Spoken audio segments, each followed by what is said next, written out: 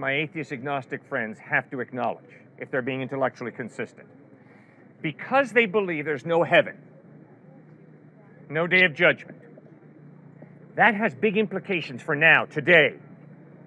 And the implication is what you and I do with our lives is ultimately meaningless. Why? Where are Hitler and Mother Teresa if there is no heaven and no hell? Where are Hitler and Mother Teresa? The same place. The fertilizer pit. They're decomposing. Which means, ultimately, it does not matter whether you are Adolf Hitler II or whether you're Mother Teresa II, because we're all going to the same place, the fertilizer pit.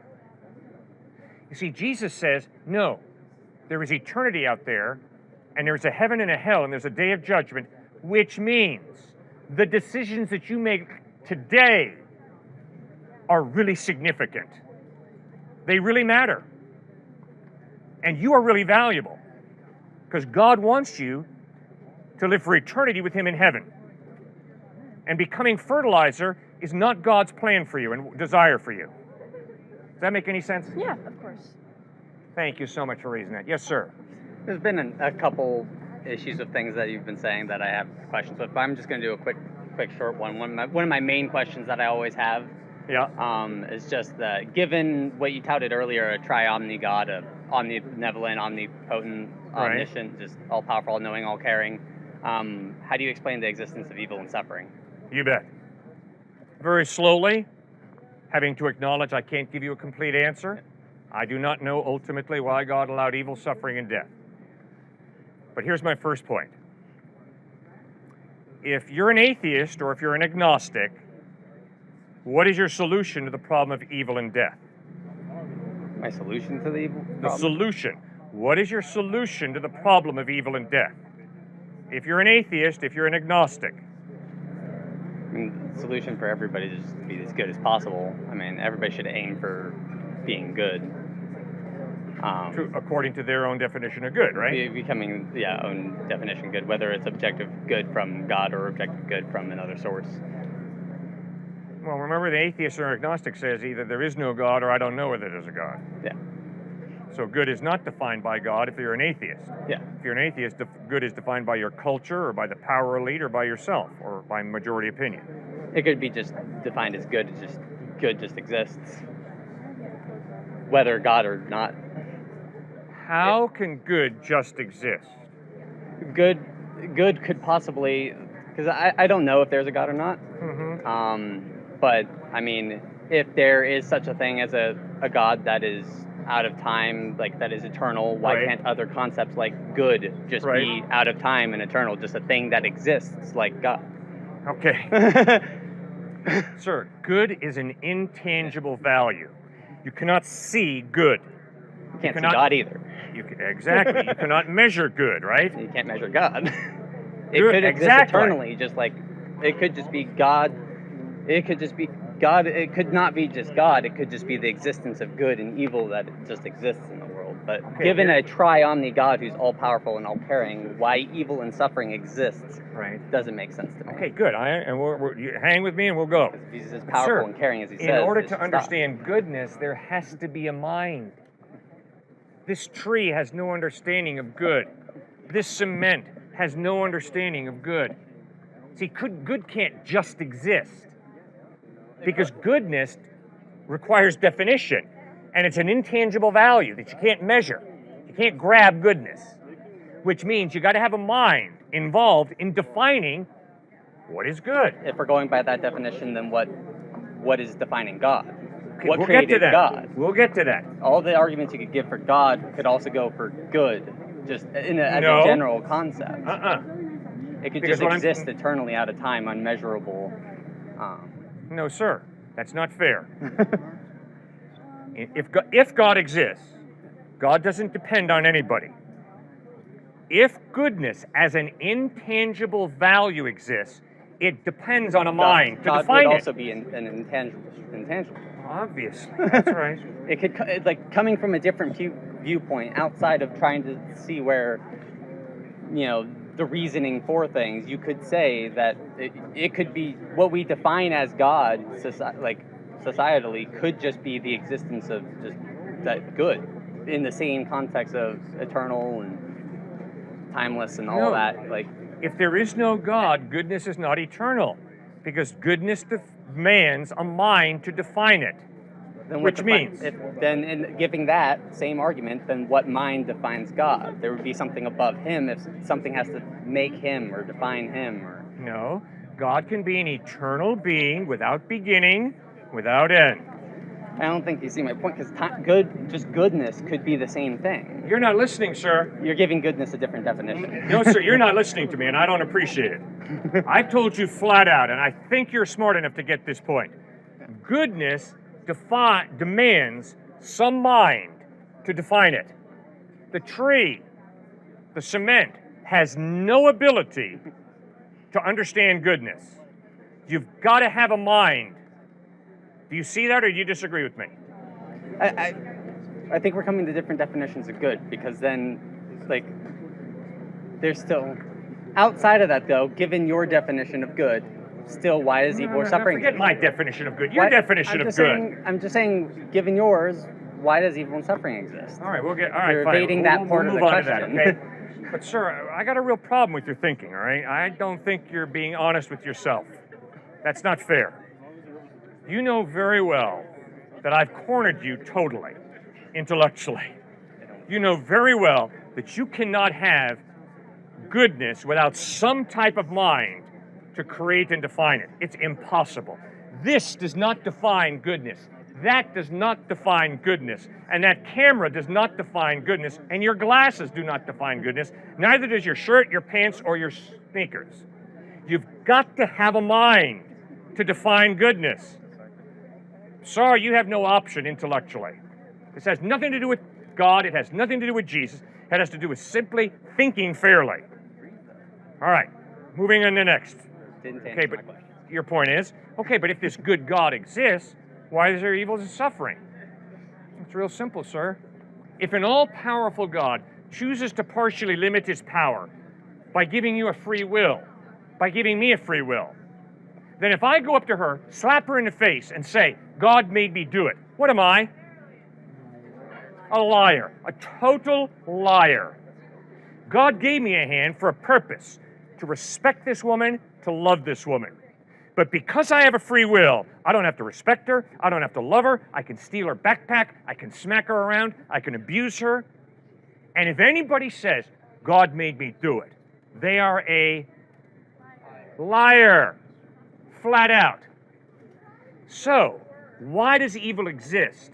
Evil exists because God limited his power, he's all powerful, but he limited his power by choosing to give her a free will, me a free will, all of us a free will.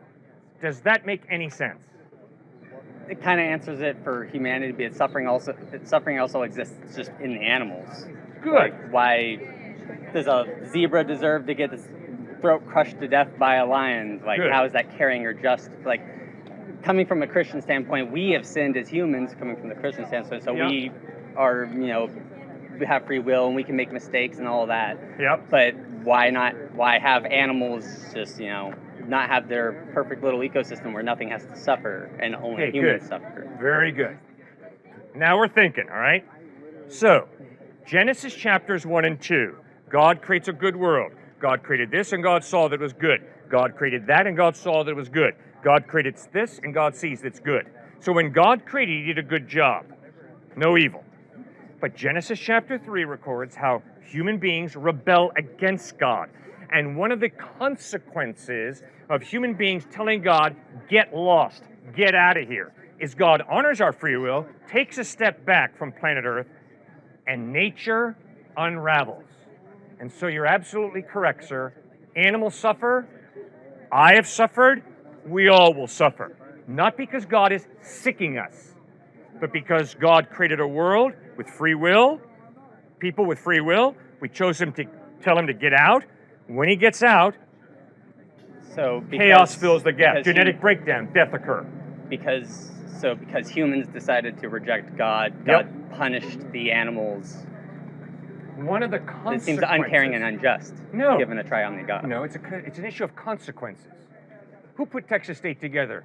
Did they do it last summer? Well, the consequence should go to the humans that did it. You don't punish someone else for somebody else's misdoing. That would be a nice way for things to happen. But unfortunately, because I have free will, if you're a husband and I smack you around, it might affect how you treat your wife when you go home tonight. It might affect how you treat your kids when you go home tonight. You see, for me to think that, well, I've got free will and it's just me and it's just you, and there are no consequences to the way I exercise my free will, that's a lie. Total lie. Well, how I would interact with animals is one thing, but how animals should interact with each other. Why suffering exists between animals, not from humans to animals, but between animals, suffering exists. Why are they being punished through suffering between themselves? They're not being if they punished. didn't do anything wrong. You're correct. You're absolutely correct. They didn't do anything wrong. The same way, little babies that I have to bury didn't do anything wrong. But they're born into an unfair world where birth defects occur, and so babies die. Not because they've done something wrong. They have not done anything wrong. But they are born into an unfair, unjust, messed up world. Thanks for raising those issues. Yes, ma'am. They're also born with original sin, though. Which okay, what does that mean? My good Catholic friend, what does that mean?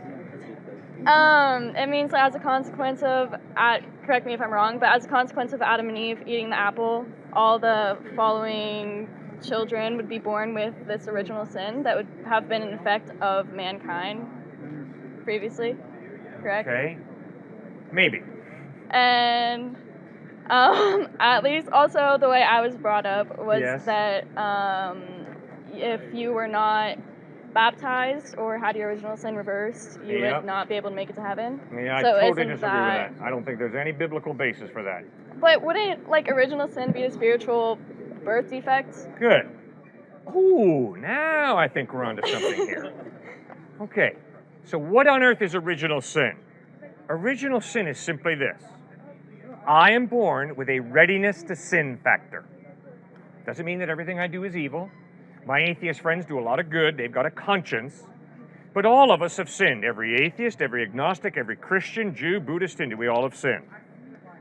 Part of the reason we have sinned is because we're born with a readiness to sin factor. Let me give you an example. When I was 4 years old, I was in a sandbox playing, and my friend had the audacity to hurt me. So very naturally, I took up the metal truck, and I said, really? Bam! Never seen that behavior model before, but I very naturally took up the metal truck, slammed it on my playmate's head, and it wasn't pretty. I am a sinner. That's my son over there, walking this way. He used to sit on a baby chair. I would put a glass of grape juice in front of him, and I would say, Stuart, do not knock this glass of grape juice off this tray. And with a smile from this ear to this ear, he would backhand that glass of grape juice off the tray. He was born a sinner, same way as old man, me, was born a sinner.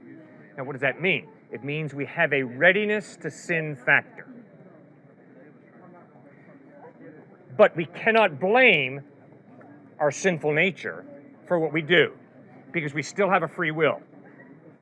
So if I slap her, and you say, wait a second, Cliff, what'd you just do to her?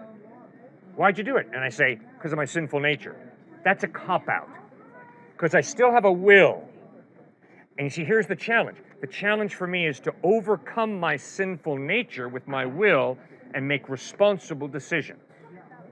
And that's why the whole line of thinking at Texas State University, which is, I was born with this desire, therefore it's good, is a crock.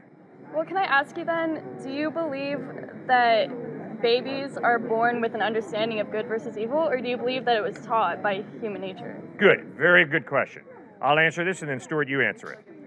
I am convinced that my little granddaughter, who is 6 months old, his daughter, has no understanding of what good and evil are. But I am convinced that when she comes of age, and I think for different people that's different, she will develop her own understanding of good and evil. Will that understanding be heavily influenced by her environment? Yes, ma'am.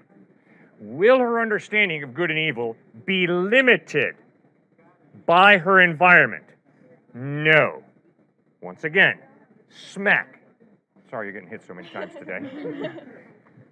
You ask me, Cliff, why'd you do it?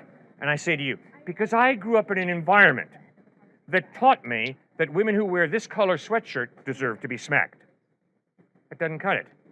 Because although my environment taught me that, I still have a conscience, a rational mind, and I am responsible before God to exercise that and to contradict my culture, to contradict my environment when I begin to realize my environment is wrong. Let me give you one quick example. Yeah, no, go ahead. I played major college basketball. I was the worst guy on the team. I had good seats for every game. But I can promise you, almost, not everybody, but almost every guy who I played college basketball with had a very clear understanding of what human sexuality was all about. It was all about getting as many good-looking women into bed with them as they could. And so I had to exercise my conscience and my rational thinking. I had to ask, is that why God gave me my sexuality? To have sex with as many good-looking women as I can. And was it tempting to follow their example? I mean, that's the environment. I mean, shoot, we flew on a jet to different, played against UCLA, St. John's, NC State, Wake Forest. I mean, we were high flying. Okay, and so we all knew what we did at night. All right? So I had to make a decision. Is that the right way to live? Is that the right way to treat women? Is that the right way to express my sexuality? Or has God created my sexuality for a different reason? So I had to contradict my culture. And guess what? I've learned to respect people who contradict their culture and don't support racism. I work with some skinheads. And those skinheads grew up in a culture that said white superiority is clear. But there's some skinheads who said, no, it's wrong, and I'm not going to follow my culture. So that's how I think through that issue. All right, Stuart, what do you think? Well, yeah, I would just add to that, because we've talked so much about kind of the moral, ethic side of things, it's important, again, to remember that the Christian faith is not about just be a good person, somehow you'll get into heaven. Just be a good person. You know, I'm a good person, so I'm in. No, to your question, many babies are born into, whether it's a crack baby or whether it's a baby born into a very religious home or an Amish baby, let's just say. They're typically born into homes that are very tender, loving, as long as they don't leave, right, and they get excommunicated. Tender, loving, they get taught ethics. See, when you become a Christian, cynical, pharisaical, judgmental Christians will say, oh, well, you should be, say, 9 out of 10 on the ethic standard rung, in terms of you should be a great person.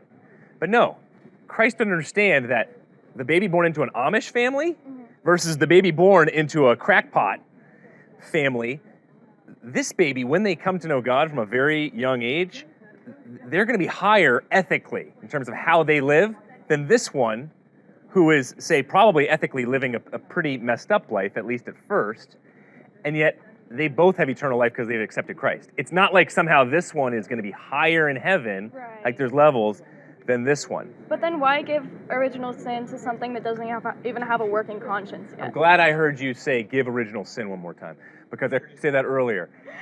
Right. Because God doesn't give original sin. See, I debated an atheist on YouTube not too long ago. He's a comedian. And that's what he kept pushing me on. Out of the book of Isaiah, briefly talks about how God creates evil. But if you look at the interpretation, what it means is God judges different people groups when they have done tremendous evil.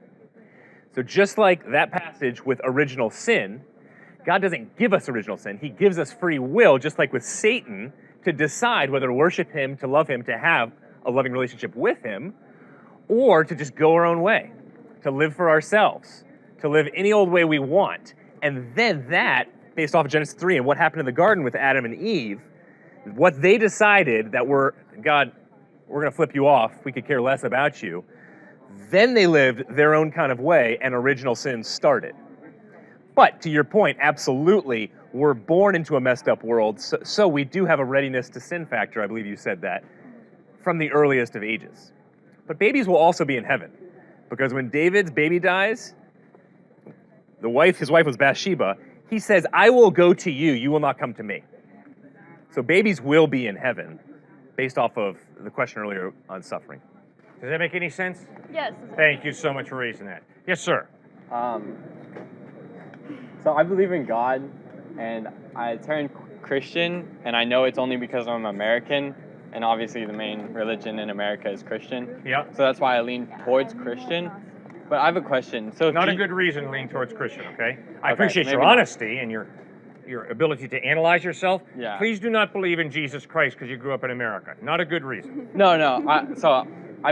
I believe in God, Good, and I didn't before. right? But I'm still stuck on this whole Jesus thing. Yes. Because if he's sinless, like, Yes. is there a possibility that there will be another person born that's sinless? Or is Jesus the only one? Well, Jesus is the only one that I know of so far who's been born sinless. Mm-hmm. And I think it's highly unlikely that someone will be born sinless.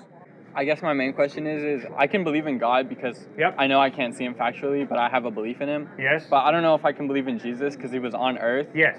and not everybody was there to prove whether he was sinless or not. Like, he wasn't surrounded by Good people point. 24/7 saying... Good point. Very good point. So Yeah. maybe Jesus did sin at some point. Mhm. But I have to follow the evidence.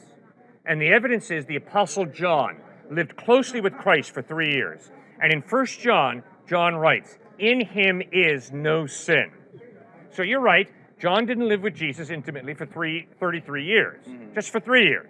Yeah. But I can promise you, if a dude lives with Jesus for 3 years and can honestly say, I've never seen the guy sin, that's pretty impressive. Then in John chapter 8, Jesus looked into the faces of his enemies and asked them, which one of you can prove me guilty of sin? And his enemies were silent. Whoa! I can promise you my enemies can point out many times that I have sinned. Stuart? Tacitus, Pliny the Younger, Josephus, many of these external sources, he was talking about internal sources with the Gospels, talk about not so much Jesus. Jesus was talked about in a way where he was a magician, Josephus talked about, how he was nasty. But then other sources contradicted him, saying that he just hated Christianity. That's why he was saying that about Jesus. So I would look more so at his followers to talk about the sinlessness, because they were known for a few different things. One, against infanticide. They were pulling babies off of garbage heaps. Two, egalitarianism. They treated everybody equally. Three, they were made up mainly of slaves who were coming into the church.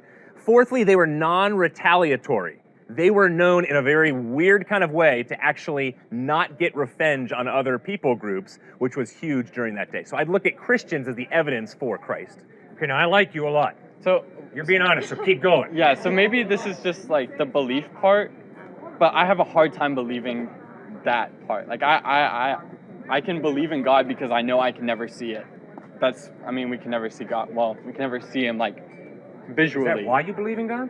Because you can't see him? No. I mean, I couldn't Good. get too deep into it, but it would take a long time. But I'm saying, like, just reading the book and believing that there was a human that did that, I have a hard time believing that. Like, a really hard time. Okay, but I'm pleading with you. You got a good mind, sir. You articulate and think well. Now remember, you can't believe in God simply because you believe in God. You believe in God because there's evidence. A lot of it's common sense. Well, my evidence is that there is an objective truth. Good. And that from that there is a good. All right. But I don't see Jesus in all that. I don't Okay, see all the right. equation of that. Okay, but remember, we're starting off then with defining faith. You don't believe in God simply because you believe. No. You believe in God because there's evidence that God exists, right? Yeah. Okay, excellent. Now just do the same thing with Jesus. Read the Gospels, Sure. Yes. and yes, it's going to be different. The evidence that God exists is not historical. It's philosophical. Right. You see order and design, points to a designer. You see a moral absolute, an objective moral, points to a moral lawgiver. Okay, you've got your evidence. Now, when it comes to Jesus, it's not going to be philosophical. Why? Because he claimed to be God in human form.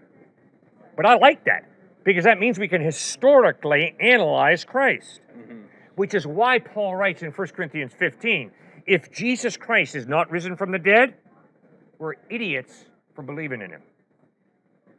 Because the veracity, the truthfulness of Christ is based on his claim, I'm going to die and rise from the dead. Ooh, that was a big mistake, Jesus. What's the mistake? You gave us a way to verify you or falsify you. If you don't rise from the dead, you, Jesus, are a liar. But if you did rise from the